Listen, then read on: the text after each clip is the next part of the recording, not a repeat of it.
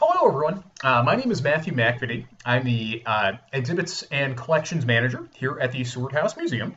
And today we've got one of my favorite collections pieces here for you. It's actually one piece of a much larger collection.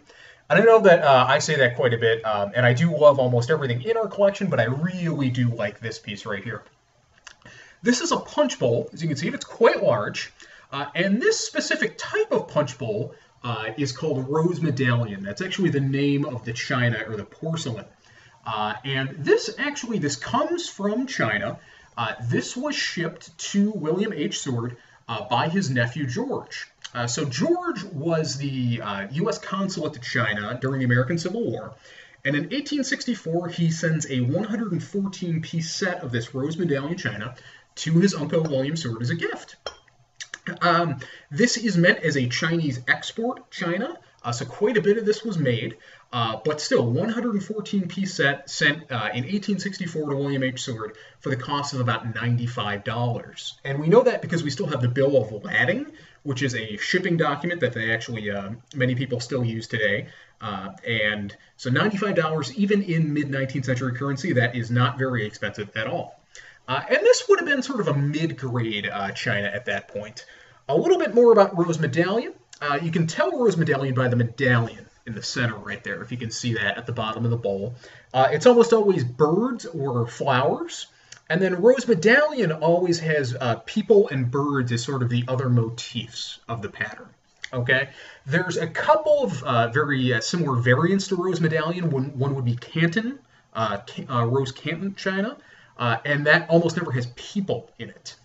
So this specific type was popular from about 1850 to 1870. Like I said, made for export, so it was very, very popular. And the reason this is popular, and it had been, porcelains like this had been popular in Europe and the Americas for quite some time, was that in the late 17th and early 18th century, when British and French explorers started returning to Europe with these types of Asian porcelains, they became very, very popular. They were also very strong. Those cultures had been doing this for thousands of years, literally, and had a great way to do it in mixtures as far as crafting and firing and salting the glazes and everything like that. So Asian porcelains are always very, very thin, but also very, very strong, whereas British and French sort of copies are much, much thicker and a lot more brittle, and therefore they were cheaper. So Asian porcelain is always the more expensive of your options here. I mentioned that this would be a mid-grade set. So the swords, they already have their French imperial china. That was given to them by Prince Joseph or Prince Jerome. And they got that in 1861. And that would have been their very fancy, best of occasions set. So the table would have been set for, say, Christmas or holidays with that china. The Rose Medallion is a mid-grade set. So this would be somebody that's coming to dinner, but they're not French imperial china necessarily that important.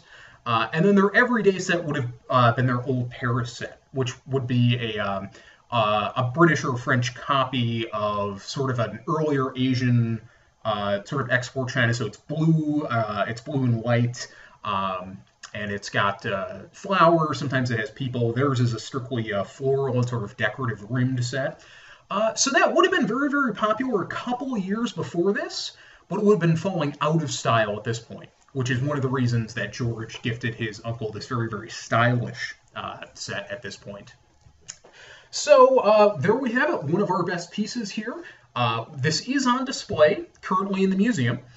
Though we have our table set with the French imperial china, we have this, if you're coming in the museum for candlelight tours, or perhaps just for a general tour during the week or weekend, we have a small exhibit case off to the left as you enter the museum through the gift shop, which has a few of our Rose Medallion china pieces, teacups, serving platters, and such.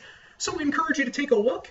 Also on the website, we're going to be posting a link from one of my favorite TV shows, Antiques Roadshow, which sort of is an introductory guide on how to start collecting Rose Medallion china. If you're interested, they actually still make this china to an extent to this day. It's a very different formula that they use now, but you can still buy china with this type of pattern on it.